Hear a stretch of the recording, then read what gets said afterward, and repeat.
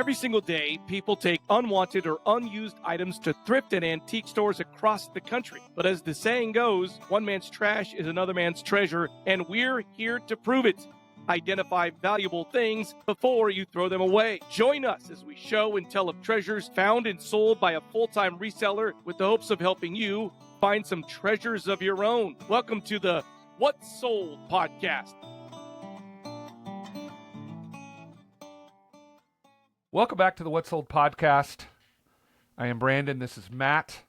I do that for the robots that need to know our names because they always say Mateo, whatever name I give, that's the name that's going to be in the robot's mind. So we are not created by artificial intelligence. We are real human beings as far as you know. As far as you know. And you know what? Robots are getting so good that it's kind of hard to tell, actually, quite frankly, who is a robot and who isn't. But I wanted to start the show today, Matt, if you would allow me, if you would excuse me. I don't know if I have a choice, but go right ahead. Well, you could just leave the show. You could just click off and say, I'm out of here. So I finally figured out how to get on to Spotify and answer questions. Frankly, I'll be honest with you guys, I just never look at it, and I'm like, oh, this guy, Bill, our friend Bill out there, has given several comments, and he pointed out something that I knew was a mistake after the show got over. Oftentimes, you and I are riffing, and we'll say things that aren't really true, but we're like, whatever, no one's listening, who cares? I am so intrigued now to know what is about to come out. So I said, we talked about Corinthian leather, and I said Telly Savalas. Now, I knew immediately after the show, I'm like, no, that's Ricardo Montalban.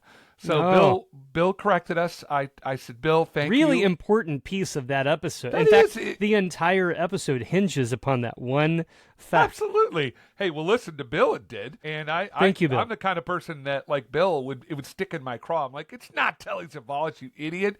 It's Ricardo Montalban. Okay. The plane. It's the guy from Fantasy Island, that dude. So anyway, we were talking about rich Corinthian leather. I can't even remember the context, but I do remember talking about Ricardo Montalban. The other thing is I said I bought my wife a 5-carat sapphire for our wedding. I did buy her a beautiful blue sapphire. When I told her, I was like, huh, you were talking about 5 being too big and gaudy. So I went to my wife and said, what size sapphire did I get you? She goes, it's like 2 1/3 carat. So I used hyperbole and bombastic statements. I will say that fact-checking Brandon, with regard to things that have to do with he and his wife, he's more often inaccurate when it comes to stories he's relaying from her and things in my experience so far. So maybe that's the totally. And she's there to fact check me. I just like to go off into the hinterlands, and she's like, no, it's not that. It's this. I'm like, wait, what? It's not? But that's what 20 years of marriage and love will get you, Matt. It will get you that sort of license to be able to be who you are when you want to be who you are. Man, I know. And all jokes. I mean, we're going to say things from time to time when that aren't. We're not intending to be inaccurate, and it's not that big of a deal. But at the same time, it is to some people because, like on the Rusty channel, I have been, crucified over little comments I made, and in those situations, they were actually intentional. It was like an inside joke. But people to this day are making comments saying, if you don't know this little thing you said was wrong, then I can't believe anything you say. I'm unsubscribing. I'm out of here. I'm like, whoa, okay, wow.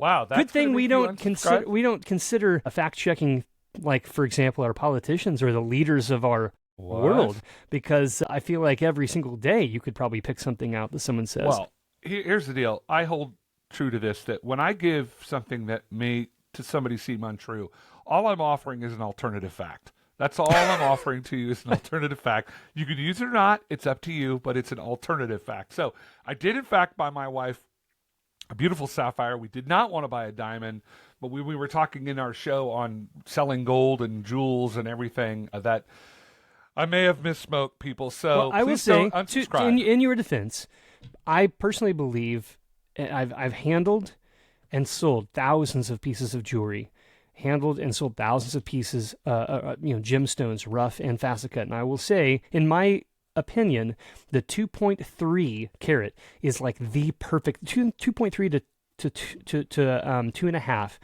is the perfect size. of being large, can show a lot of color, can attract attention, but is generally not considered to be too flashy or showy. But once you start getting to 3 carat or above, that's a statement piece. If you're below that, it can still be very high quality, but it can kind of hide out under the wraps a little bit. It's not going to draw a bunch of attention.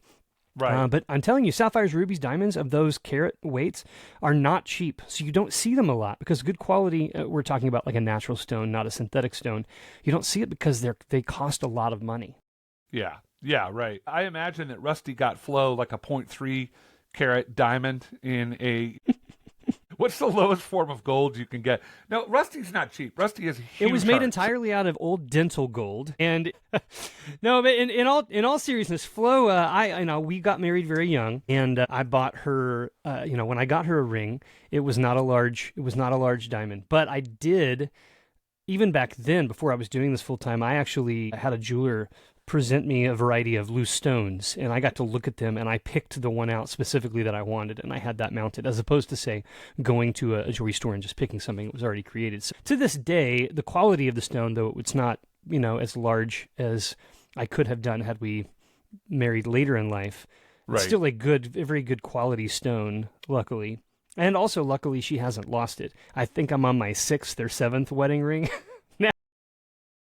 I told the story about how I lost my wedding ring for 3 months when we first got married. It was very traumatic. But I did find it. It was in a book.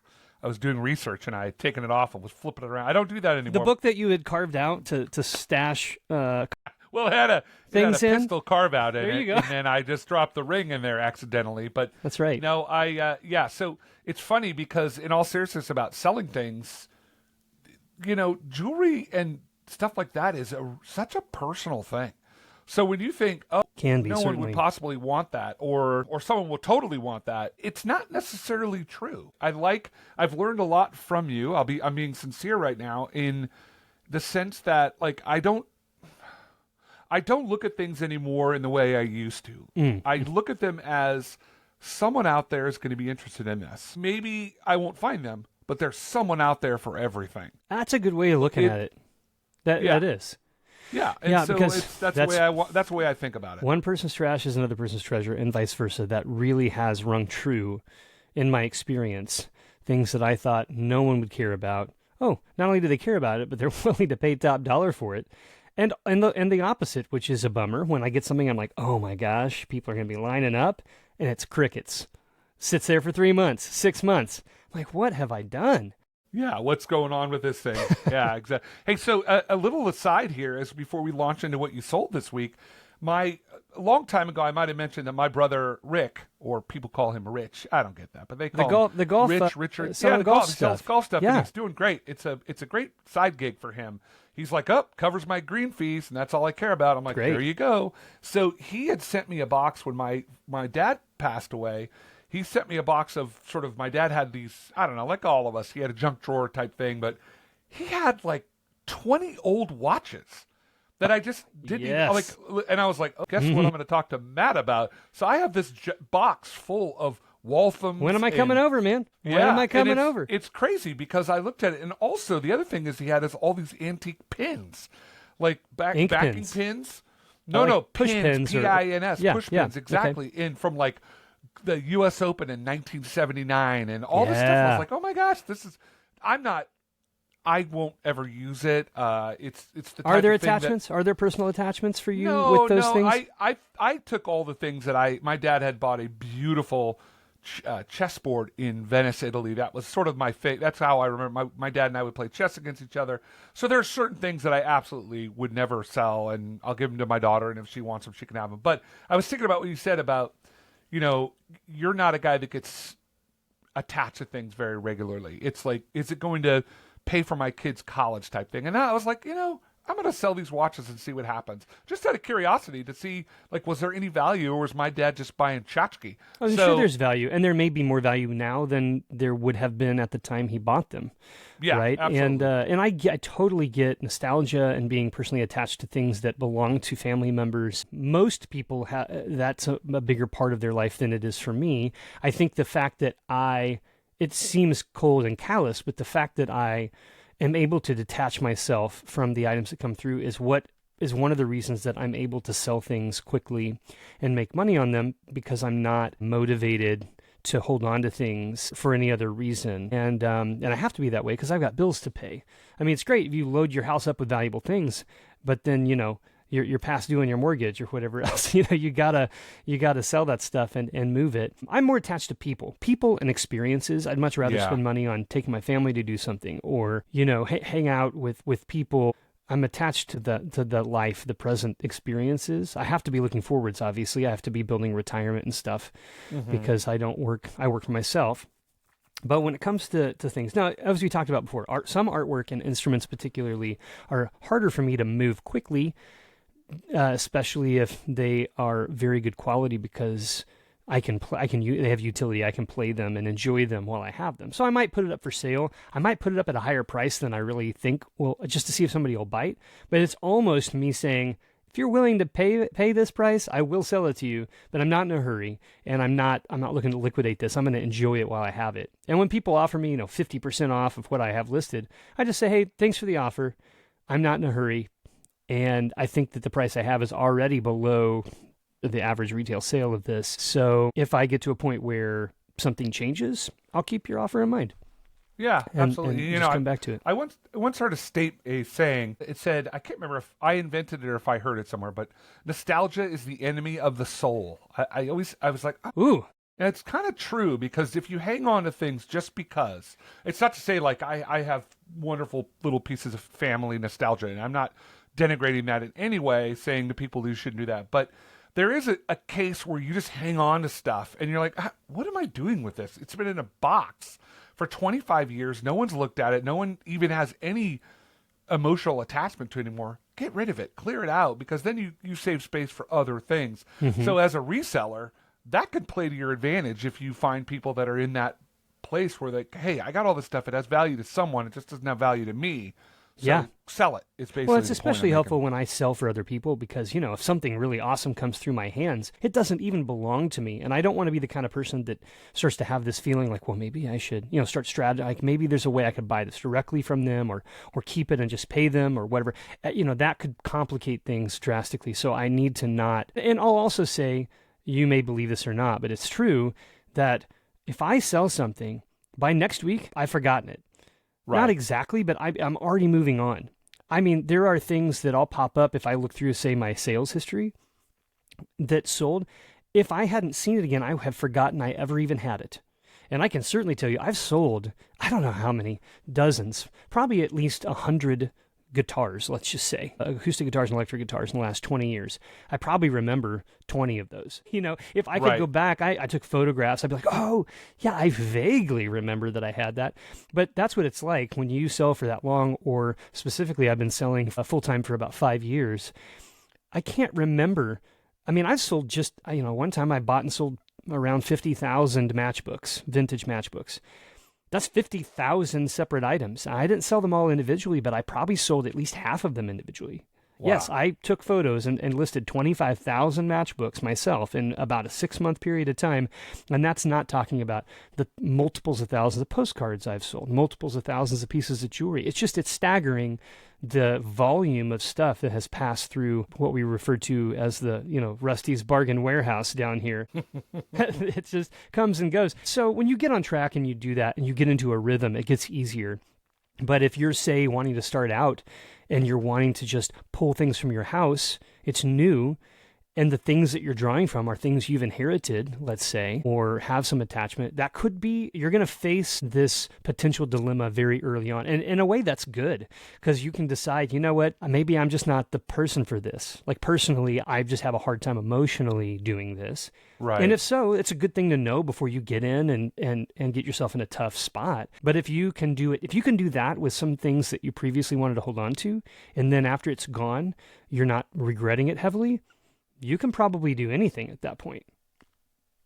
Yeah, it's funny. It strikes me a little bit as you talk about this as a reseller, you really have to, disassociate or unattach yourself, disattach yourself. What's the word? Whatever word Detach? I'm looking for there. Thank you. Detach. Yeah. That would be the magic word.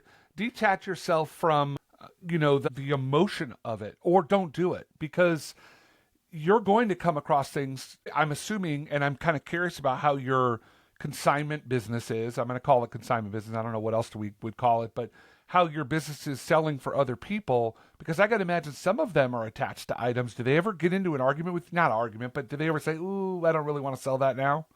Well, yeah, sometimes they do. And, if I was smart, I would have, if it was going to be an issue, I thought, then I would need to set up some sort of situation that we would agree upon ahead of time. Because if I go through and do work and I'm storing it and stuff, and then they want it back, well, like, how do I get paid for that then? Because it's not going to sell. I'm not going to get my percentage. But I just think, things are things, and things do not have inherent value. They only have value that we assign to them. So one thing that I got from my grandfather's wedding ring has a value to me, but someone who doesn't know and never met my grandfather, it's just a piece of metal. And maybe it has value only because, again, the consensus is that we value this metal and we're going to set a price for it every day. But otherwise, that's why one thing can be valuable to one person and complete junk in someone else's viewpoint, because we decide the value. The way I look at it is, if it serves me, I'm gonna use it for how it serves me. So a lot of these things serve me by allowing me to sell them and make money for my family and pay my bills. If it serves me in some other way, I'll use them in some other way. But things are things, and most things out there, if you really decide you want it again, you can go find it. You might have to pay more for it later, but it's not like it's lost forever. And you might surprise yourself. You might sell something and, I thought I cared all that much about it, but I've enjoyed the money and I don't think about it anymore. And you won't know if that's the experience until you try it. Yeah, absolutely. All right. Well, we've pontificated about our lives in the life of a reseller, but I'd love to know what you sold this week. It is my favorite part of the show. I always look forward to seeing what kind of magical treats you have up your sleeve and what sold. Also, if you have any updates on things you sold, because I know there have been some stuff you've kind of put up lately, and like there was some crazy, I think it was a ring with like a giant stone in it, and antique. Anyway, yes. So any updates or anything you sold this week? So I have about 3 or 4 pieces of jewelry, complete pieces of jewelry that have gemstones in them, and then about 6 loose facet cut gemstones that the hope is that later this week I'll actually get through on the website and put the details in and send these off to be certified by GIA, which is the leading gem certification company. And the turnaround time is 2 to 3 weeks. I don't think I have to pay for that until they're finished and they're about to send them back. But that's going out. So that's an update on those pieces. I could sell them, but I will be able to sell them more once they're certified, and even factoring in the time, the shipping cost, and the cost to do it, I still stand to make more money doing it that way. So, and I'm not in a rush, so that makes sense to do that. Do you insure them when you send them out to a place like that? I do. Okay. I do, because I don't want...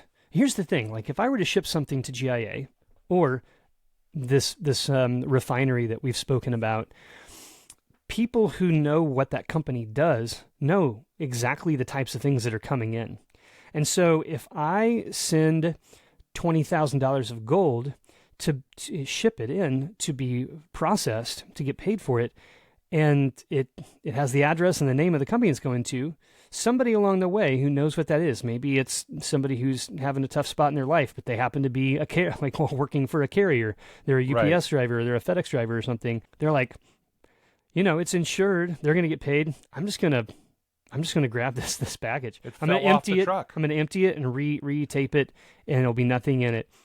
That's dangerous. So I try to not do that, ship it if possible. But like GIA, I don't know if they're in New York. I think there's maybe one in New York, one in California, or something like that. So I'm not going to drive up there, but I am going to insure it because I don't want to take a major loss. That's lost income. That's something I also have to factor in as a cost associated with getting this done. And I still have to believe that or be confident that the sale down the line will more than account for that additional cost, because that's just loss.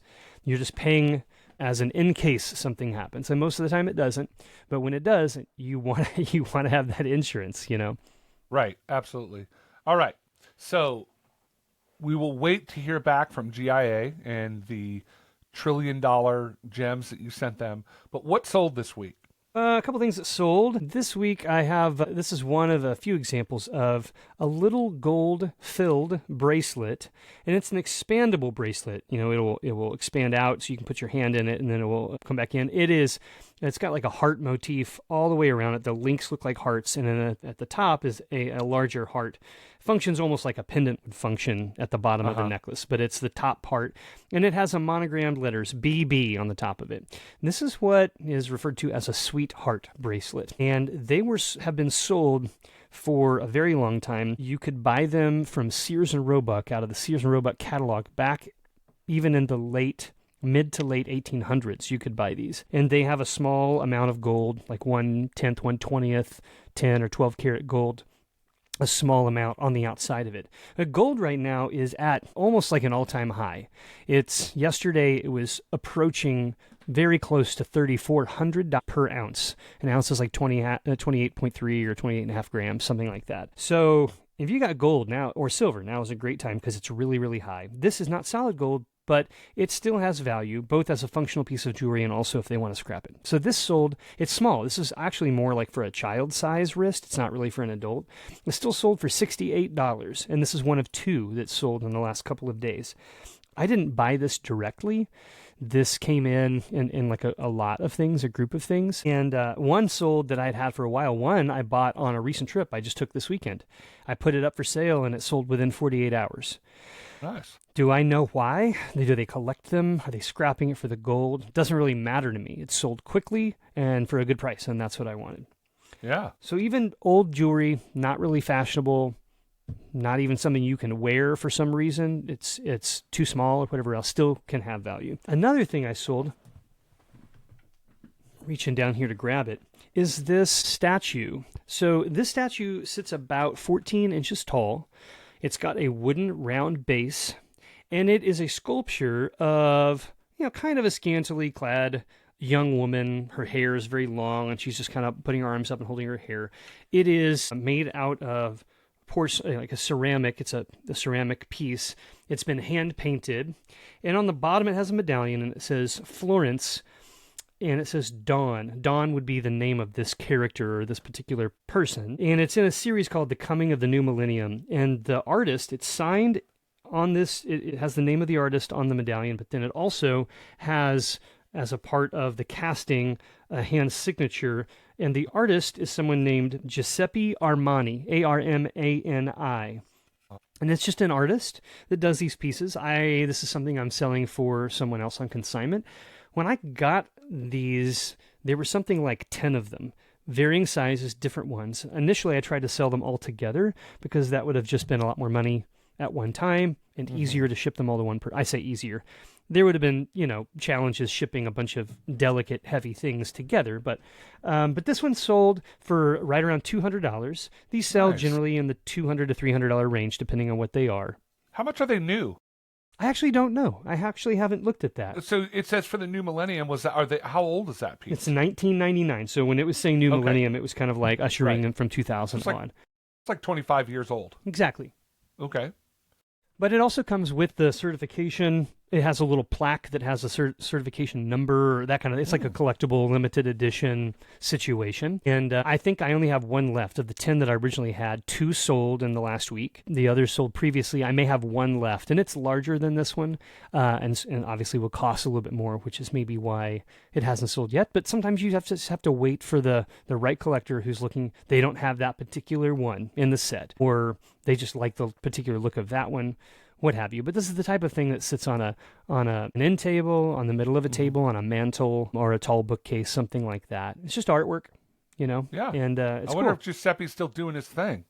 I don't know if Giuseppe is or not. And part of the reason I haven't looked at new costs is because it's clearly not new. So I'm really interested in what's the secondary retail value of that. So whenever I get on and research on eBay, for example, sold listings in the last 90 days, and I look them up, I want to see what's the lowest one sold for, what's the highest one is sold for, and what has this particular character sold for in the past, if I can find it. And it gives me the range, and then I can either price that roughly on average of what they're selling for, or if I want to sell it faster, if I want somebody to buy mine versus someone else's of the exact same thing, I've got to undercut them on price. That's essentially the only way to do it quickly. Yeah. So let me ask you a question. I'm going to resale nerd out a little bit on this. Is that you always talk about looking at what eBay has sold and whatever. But number one, what if there is no price that you can find? Yeah. And is there ever a time where the price is just wrong? Like it's just way undersold or oversold? I mean, how do you know? Well, that's why I don't look at just one thing. One of the ways that other places like thrift stores or antique stores and stuff get in trouble is they'll take an item and they'll look it up on eBay, and they just look at they're going quick, right? They just look at the top one or two sales, 1 or 2 or 3 sales. Now, some things out there can, like for example, costume jewelry, a lot of times, nicer costume jewelry, is modeled on the exact same look of another piece of jewelry that is made out of 14 karat or 18 karat gold, that's solid gold. So one piece, you could look up a thing, like let's say you Google Lens it. So Google Lens doesn't know what metal it's made out of, it's just going on the image. So if it pulls that up and you see that on the results on Google, you don't know if the one they're pulling up for you is an 18 karat gold version of fine jewelry or if this is a costume piece that's modeled after the original. As you can imagine, the sales of those will vary drastically. So all that to say, if you look it up and it says, this sold for $2,300, you're like, whoa, I've got a big valuable piece of jewelry. You throw it out for $2,300 and I pick it up and I'm like, this is a $20 to $30 piece of costume jewelry max. Well, how could they have gotten it wrong? Just because it looks the same and they didn't spend much time researching it. The opposite happens, and that's when it works to my advantage. They put a piece of jewelry out that looked like it sold for $20, but they didn't pay enough attention to see it's made out of 14 karat gold. This is actually a $2,000 piece of jewelry, and that's when I buy it and walk to eBay and sell it and make money very quickly. So the answer to the question of how do you know, you need to spend more than just a couple seconds looking. And you need to figure out, okay, if it looks like one sold for $20 and one sold for $1,800, you need to do a deeper dive. Why is that? What is it about this piece that's so much more valuable than this one? And you will oftentimes find it very quickly. It's made out of a precious metal. It's made by a specific artist. It's a limited edition. This is made by a company that's sought after. It's no longer being produced. There's all kinds of reasons why there could be a difference in price. Oftentimes you don't see the actual same item selling for like 20% below, or 20 times below the value of another one that's identical. That just oftentimes doesn't happen. But if I have something that's rare, let's say, and I look it up and there's not a single one that has sold, or maybe just one that's sold, just one sale doesn't really give you a good idea of its actual value, right? Because who knows? If there had been an alternative one listed higher, maybe that one would have been bought, or lower, maybe that one would have been bought. Maybe it's would be worth less if there were multiple ones, but since it's the only one and a person wants it, they don't have an option. They just have to pay the price that's available to them. In those circumstances, I usually do one of two things, and it also depends on my own circumstances. Do I need the money quickly? Am I selling it for someone? Does it belong to me? Yada, yada. But I'll either list it for a large amount of money, more than my gut would tell me to list it for, because if I'm not sure, I don't want to undersell it. Because the chance you run is if you put it for a lower price and it sells within 10 minutes, you know what that tells you, right? You drastically underprice that. That shouldn't sell that fast unless the price is just too good to pass up. And if that happens, you likely lost out in that. They got the value and you lost value. But if I price it really high, you might get a bite. And if not, you just then start to slowly lower it over time till you get to the sweet spot. The other thing I might do is start it at a kind of a high auction. Like I would be comfortable selling it for $1,000 without really knowing, because I think it's got to be at least worth that. I'll put it at $1,000 on auction, and then I'll let the public decide, what is this worth. If I get 20 watchers instantly, I've got it already priced pretty well. Right? Because there's 20 people who are like, I would probably buy this at this price if that's what it's at by the end of the auction. If it sits there for 5 days on a 7-day auction, you've only had 8 people see it and nobody's watching it, then it's either not sought after or I've got it priced way too high. So you kind of learn about the value of things based on what you see the response is to a listing and within a certain time frame. Yeah. It's funny.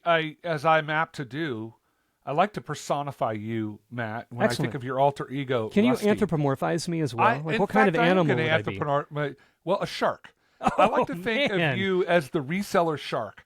That a kind shark, maybe a happy shark. I mean, I don't think all sharks something are from like bad. a Pixar movie, Yeah, a finding not the mean shark, but the nice shark. Of course. And, maybe a bumbling shark. But so the average reseller or the thrift store is the guppy at the top, and they've got it, and then you're sort of waiting for the mistake that was made, like putting up a karat gold bracelet that was sold for 20, and you're waiting to swoop in. You smell blood in the water a mile away. Yeah, you're like, that's it. Here I come. You're the reselling shark. That's the way I want to think of you from this point. Is that, well, that's sort of the underpinning of the entire idea of the reselling world, is that the only reason this can be done is because there are things out there available that are under the typical market value. And the only way you can take advantage of that is knowledge and experience. Have learned about it, done your research, or had interactions with that type of item in the past. Yeah, I think that I actually would say that it's not the only way it would happen. I'm going to argue with you on this one, Matt. And the reason I say that is that I think that resellers are the absolute epitome of the perfect merchant. And what I mean by that is if you think about let's think about an old-fashioned out on the prairie dry goods store. If anybody watched Little House on the Prairie, there was like the mercantile. Yeah. And you would go in there and they would have flour and they would have these goods. So people needed these. They needed nails. They would get a barrel of nails and people would come in and buy them. Yeah. They would purchase them at a certain price. They would ship them and they would store them. So what they were really selling you was the convenience of the item so that you didn't have to go get it. Sure. So I don't think there's anything different in what you're doing. The power of the merchant is understanding the value of things. So if you buy a barrel of nails... Understanding the market.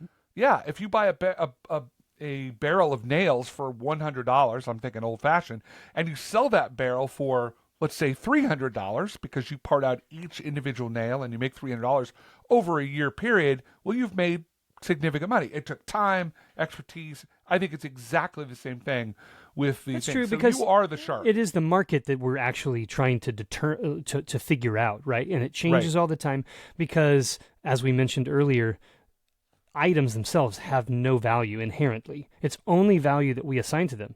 And the value that somebody in 1898 assigned to a 17-jewel Hamilton pocket watch that was worn, it was a fashionable thing, that was the type of watch a lot of people wore, is not the same value today when most people don't wear pocket watches, right? That's like a good example of just a shift in value.